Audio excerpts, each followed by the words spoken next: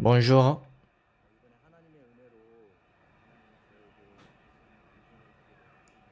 je suis reconnaissant car Dieu m'a accordé cette grâce de pouvoir partager mon témoignage avec vous. Je suis né en Corée.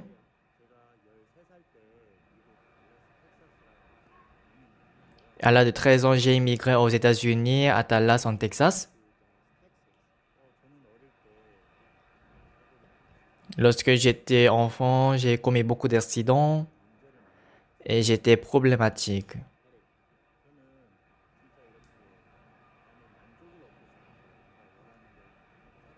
Je faisais tout ce que je voulais parce que je voulais être satisfait dans mon cœur, mais je ne peux pas ressentir la satisfaction dans mon cœur. Et après, j'ai pris la drogue.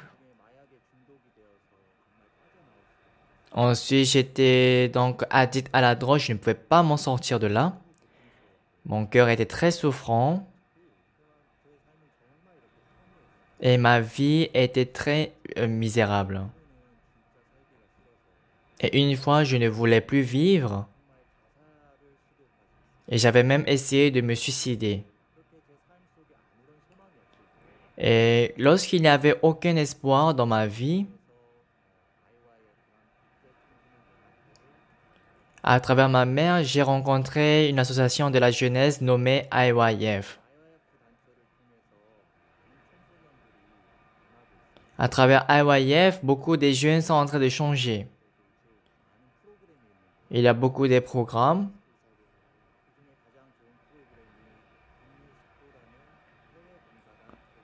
Parmi ces programmes, c'est un programme Score qui est un service volontaire.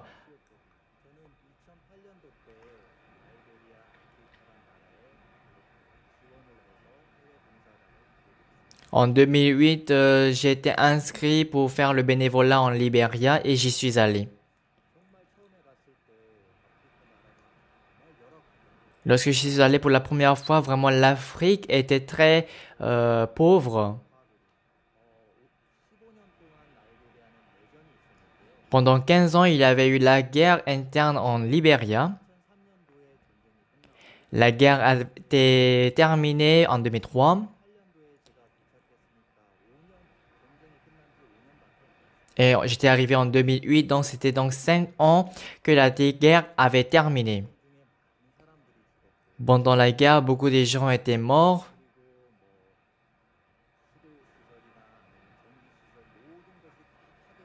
et dans le système de l'eau, du courant, tout était détruit.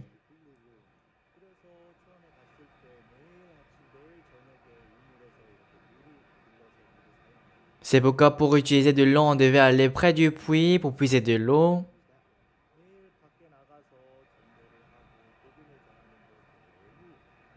Je sortais chaque jour pour prêcher l'évangile, mais il faisait très très chaud. Il y avait beaucoup des insectes.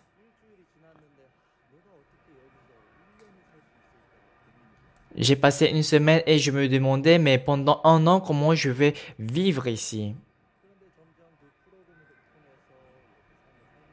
Mais en suivant toujours le programme et en vivant là-bas, je devais faire ce que je ne voulais pas faire. Et je vivais en ne faisant pas ce que je voulais faire. Et pendant que je vivais non pas pour moi mais pour les autres, au début ça semblait être très difficile,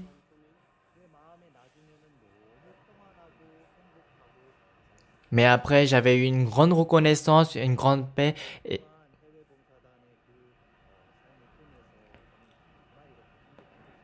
j'ai donc pu passer un an très heureux pendant le service bénévole.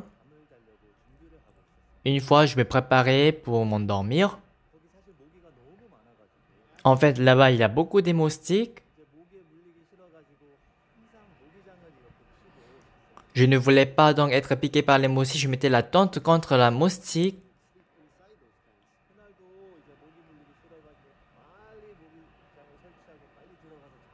Je ne voulais pas être piqué par le moustique ce jour-là aussi, donc j'ai vite installé le moustiquaire et je suis entré pour dormir.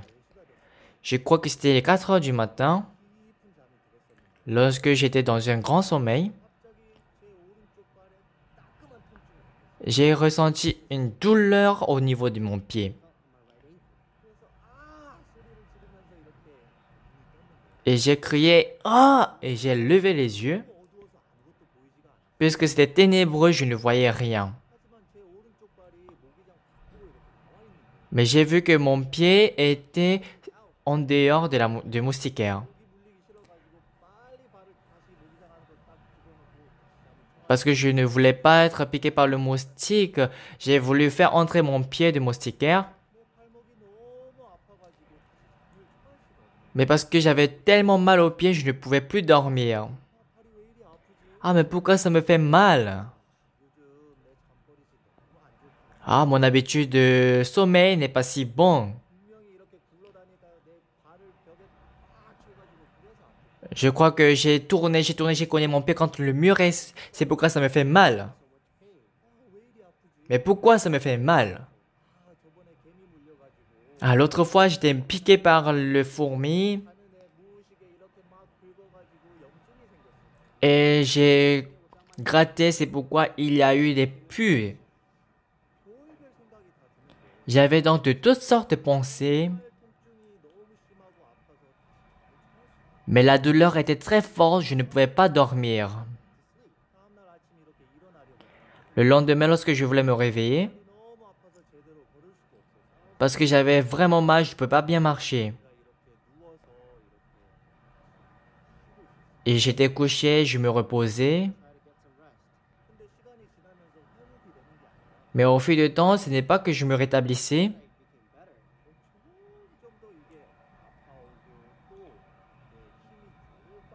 mais ça devenait de plus en plus grave et j'étais très épuisé. Après que le temps est passé, moi, je ressentais une pression au niveau de mon cœur et je ne pouvais plus respirer normalement. Et j'avais envie de vomir. Et j'ai pensé, donc je vais vomir au moins aux toilettes. Dans difficile moment, lorsque je me suis levé et que je partais vers la toilette, dans le couloir, je suis tombé. En fait, il y avait le coordonnateur national qui prenait soin de moi. Lorsqu'il est sorti de la chambre, il m'a vu que j'étais évanoui dans le couloir.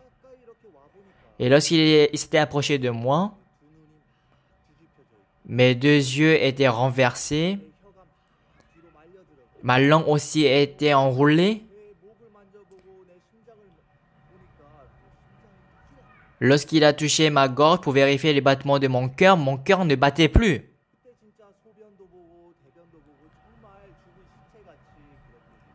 J'étais couché comme un cadavre, j'avais uriné, j'avais aussi fait caca. Le coordonnateur national était très choqué,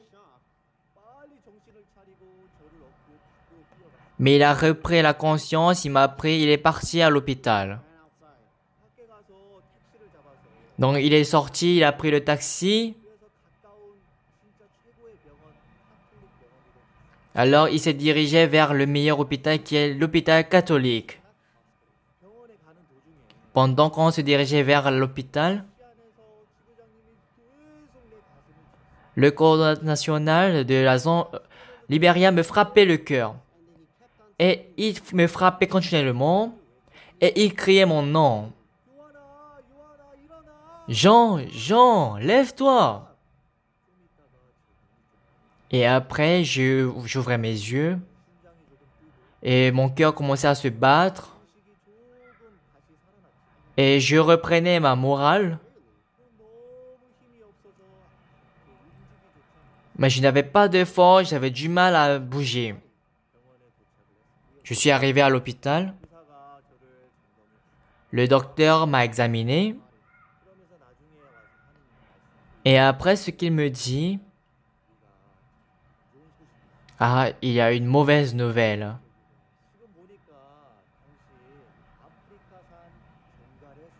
Je vois qu'il a été piqué par un scorpion qui vit en Afrique. Le poison du scorpion est déjà répandu partout dans son corps.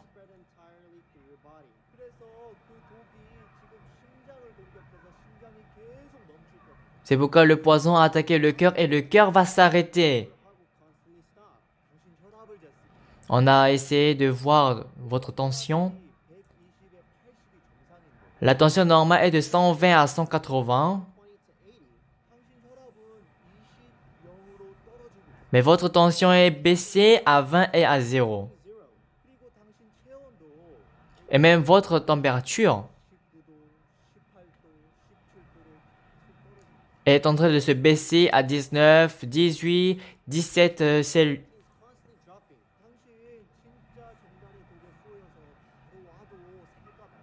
Dès le moment que vous avez été piqué par le scorpion, même si vous venez, vous pouvez mourir ou vivre. Mais maintenant, il fait déjà trop tard. Je ne peux rien faire pour vous. Je vous demande de sortir de notre hôpital. Vraiment. Vraiment, c'est incroyable, mais nous avons été chassés de cet hôpital. Le coordonnateur national ne savait quoi pas faire. Il a cherché des hôpitaux, des cliniques. Mais même à l'accueil, on refusait de m'accepter. Il y avait encore un hôpital très loin. Et lorsque nous sommes arrivés dans cet hôpital, le coordonnateur national m'a pris parce qu'il savait que l'accueil allait nous refuser. Il est allé jusqu'à la salle de l'opération. Et il m'a laissé sur le lit. Il a crié « Sauvez-moi, sauvez-moi !» L'infirmière est venue. Et après, le docteur est venu. Oui, ils m'ont vu. Mais comme les autres docteurs, ils disaient la même chose. Je suis désolé. C'est déjà trop tard. Nous ne pouvons rien faire pour vous. Même, il y avait des heures, mais on ne peut pas être guéri. Je crois que vous devez préparer sa mort. En vérité, lorsque j'écoutais cela,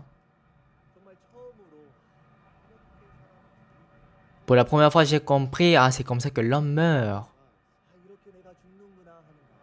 Ah, c'est comme ça que l'homme meurt. Et j'avais vraiment envie de repartir à la maison. En repartant à la maison, je vais voir ma famille.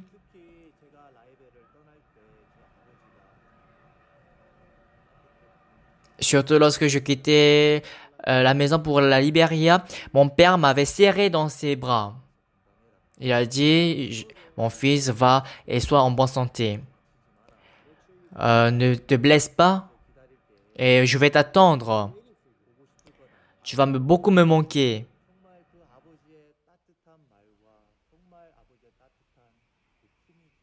Et je me souvenais de ce bras de mon père. Voilà que je suis à la fin.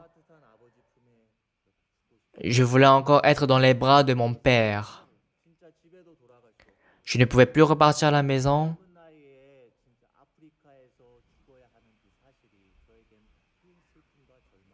À un jeune âge, je pensais à mourir en Afrique. C'était vraiment une crainte pour moi. Même le coordonnateur national a voulu me sauver. Il a couru par-ci par-là. Mais personne ne pouvait me sauver. Le coordonnateur national aussi a renoncé dans son cœur. Il a appelé en Corée.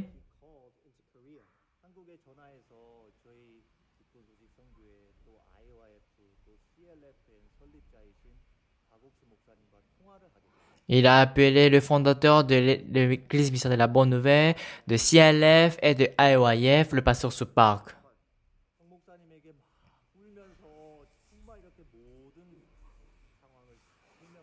En pleurant, il a expliqué toute la situation au pasteur Supark. Le pasteur, en apprenant cette nouvelle, cette situation, et il a demandé est-ce que je peux parler avec Jean?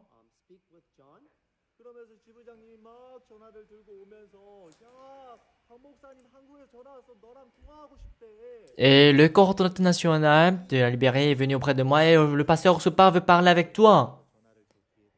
Et il a mis le téléphone sous mes oreilles. Et à ce moment-là, le pasteur Soupar m'a dit,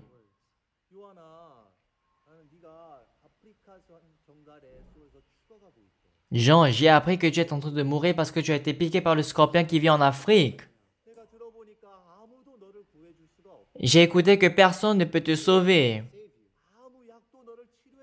Il n'y a aucun remède qui peut te soigner. J'ai réfléchi.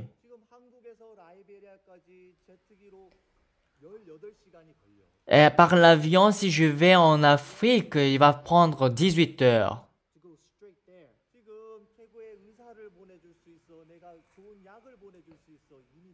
Est-ce que je peux t'envoyer de docteur? Est-ce que je peux t'envoyer des remèdes? C'est déjà trop tard. Et après, le pasteur m'a dit, Jean, mais tu as un moyen de pouvoir survivre. Si tu veux vaincre le poison du scorpion, tu as besoin d'une nouvelle force. Et après, il me dit, tu sais, je suis pasteur. Et je lis la Bible chaque jour. Ce matin, j'ai lu cette parole. C'est dans Ésaïe 40, le verset 31. Mais ceux qui se confient en l'Éternel renouvellent leur force. Jean, écoute-moi. Tu es en train de perdre devant le poison du scorpion. Et tout le monde dit que tu vas mourir. Toutes tes situations te disent que tu vas mourir. Même toi-même, tu dis que tu vas mourir. Mais tu sais ce que dit la Bible? La Bible dit que si tu te confies en l'Éternel, tu vas renouveler ta force. Jean, la Bible, c'est la parole de Dieu. Dieu m'a jamais menti. Dieu a toujours gardé sa promesse. Jean, tu ne peux rien faire maintenant. Mais si tu ouvres le cœur et que tu acceptes la parole dans ton cœur,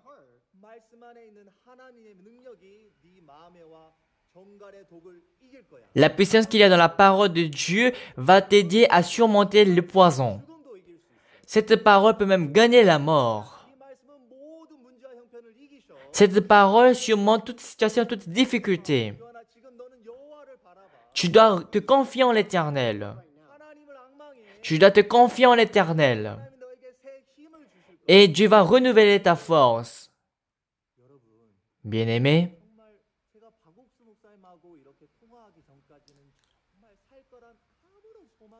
avant que je ne téléphone avec le pasteur Sopa, je n'avais aucun espoir dans mon cœur. Parce que, à voir la situation,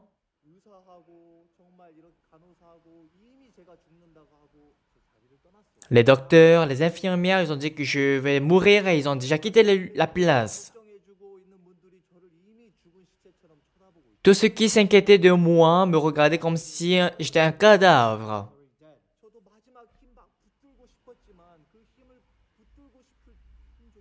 J'avais vraiment envie de prendre force et de surmonter, mais je n'avais même pas cette force.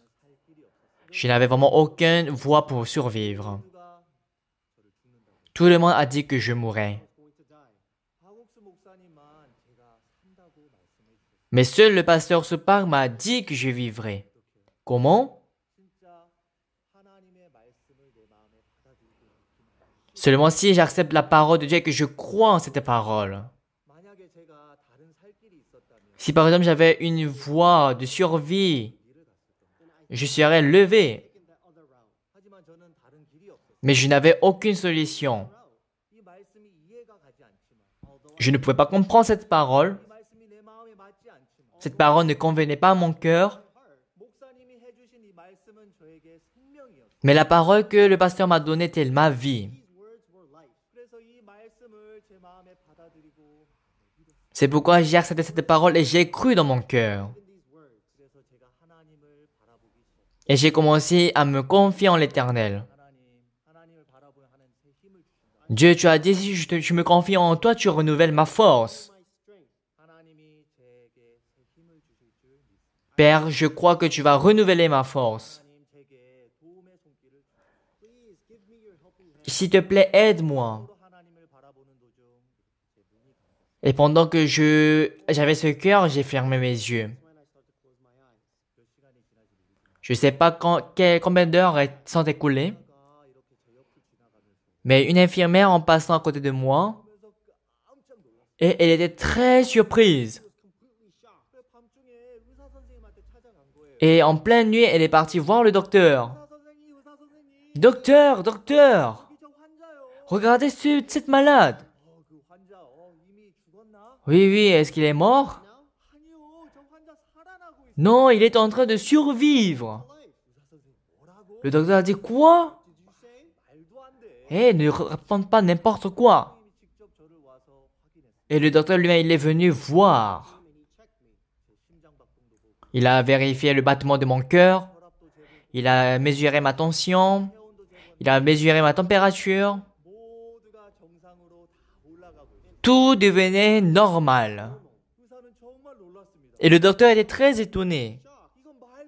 Non, ça n'a pas de sens. Comment une chose peut se produire? Il a regardé l'infirmière. Infirmière, pendant que je n'étais pas là, qu'est-ce que tu as fait? Docteur, non, je n'ai rien fait.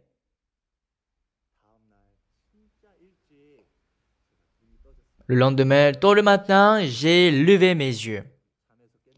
J'étais réveillé et j'étais très très en forme. Et j'étais plein de force. J'avais même oublié que j'étais à l'hôpital.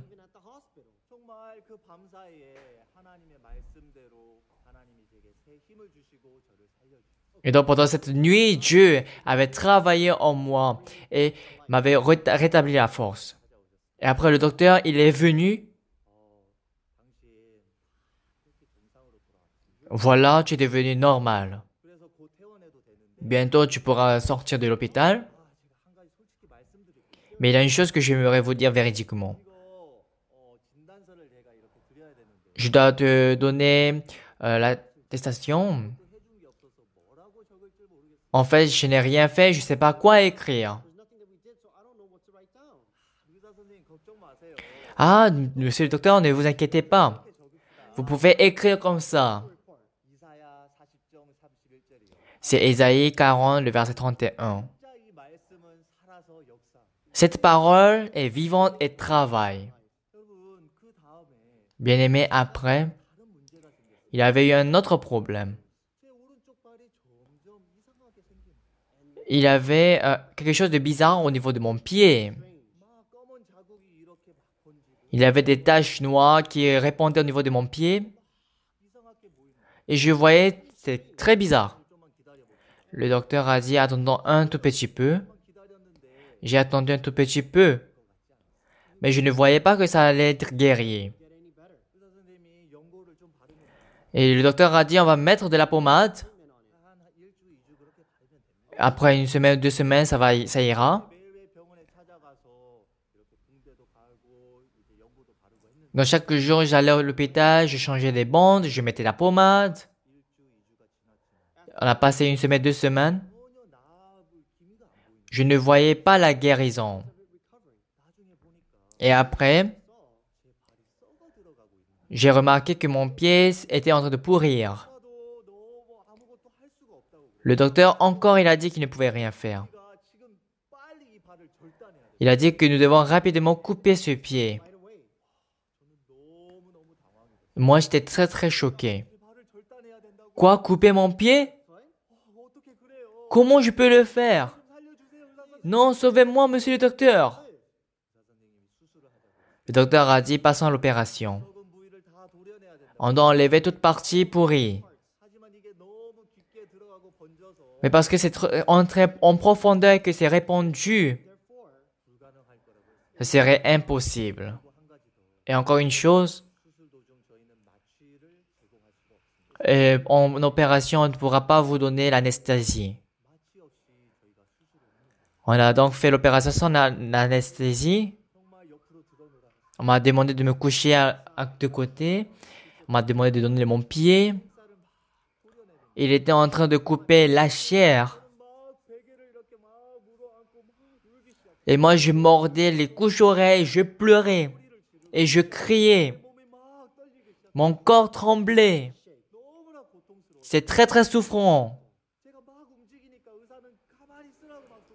Et je bougeais, le docteur a crié, restez tranquille. Et il a crié aux infirmiers, mais touchez, rattrapez ce malade. Il ne doit pas bouger. Et c'était très difficile de faire l'opération.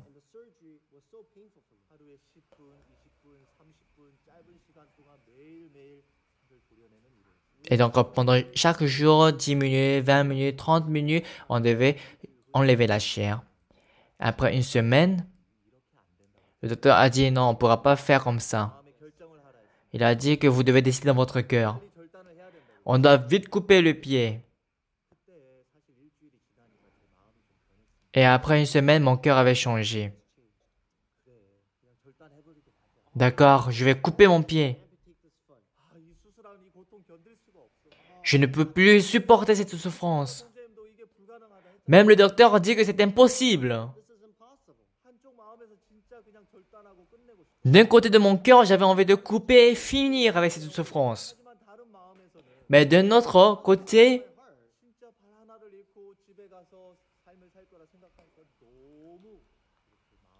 lorsque j'imagine comment mon pied est coupé, que je repars dans ma famille et que je vis, c'était vraiment souffrant, difficile.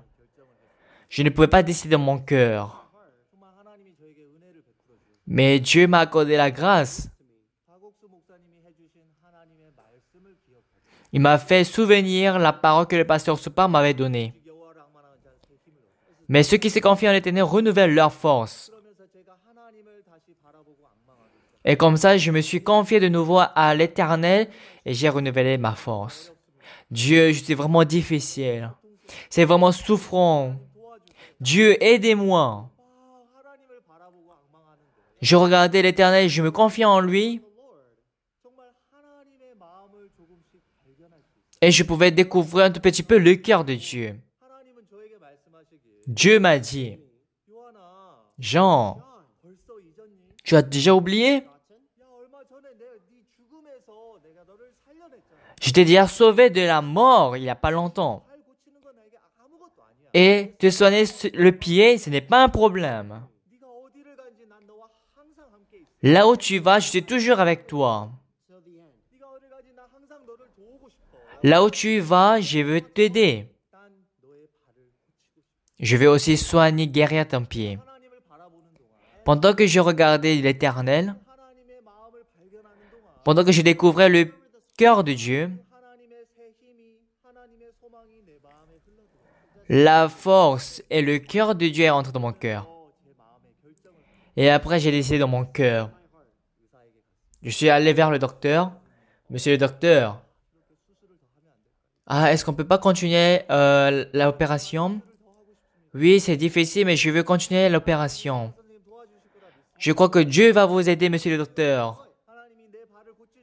Je crois que Dieu va guérir mon pied.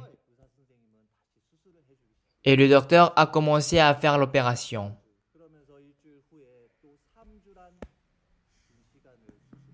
Et encore, jusqu'à l'arrivée à la 3e semaine, on a fait l'opération.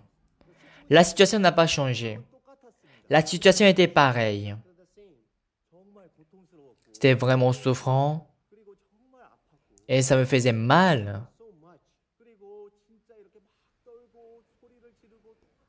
Et je tremblais, je criais, c'était pareil. Mais s'il y a une chose qui est différente, c'est que dans mon cœur, pendant que je regardais l'Éternel, pendant que je me confiais en Dieu, avec la nouvelle force que Dieu m'a donnée, avec l'espoir que Dieu m'a donné, je pouvais surmonter toutes les difficultés et toutes les souffrances. Après 1 mois d'opération, le docteur est venu. Ah, aujourd'hui, je vous apporte une bonne nouvelle. Je vois maintenant qu'on n'a plus besoin de couper votre pied et que vous êtes guéri complètement. On a réussi notre opération. Vraiment? Merci, docteur. Merci beaucoup.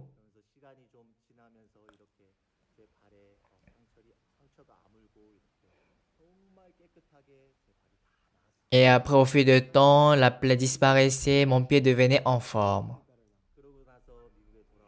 Et je suis revenu aux États-Unis. En 2011, je suis allé dans l'école missionnaire.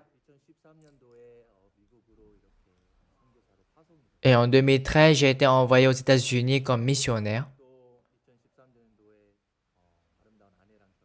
Et en 2013, je me suis marié avec ma belle femme. Et maintenant, je suis père de 3 enfants. Et n'importe où je vais, Dieu m'a accordé cette grâce de pouvoir partager mon témoignage. En partageant mon témoignage, vraiment, je suis en train de témoigner que la parole de Dieu est vivante. Bien-aimé, j'ai vraiment mené une vie méchante. J'étais une personne qui ne croyait pas en Dieu. Mais à une personne comme moi, je n'ai que accepté la parole de Dieu, que je n'ai que cru à la parole de Dieu. Mais à cette époque, ça me voyait que c'était comme une malédiction. Mais Dieu m'a accordé beaucoup de bénédictions. Et le Dieu qui a travaillé en moi. Je crois que Dieu va travailler sur vous aussi. Et lorsque tout le monde disait que je devais mourir, seul le pasteur Supak m'a dit que je vivrais.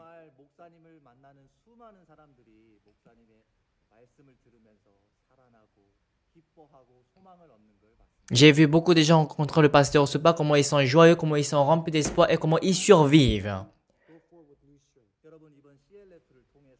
Bien-aimés, à travers le CLF, pendant que vous écoutez la parole, je veux que cette grâce, cette bénédiction, que cette œuvre se produise aussi dans votre vie. Je remets cette reconnaissance et cette gratitude devant Dieu. Merci beaucoup.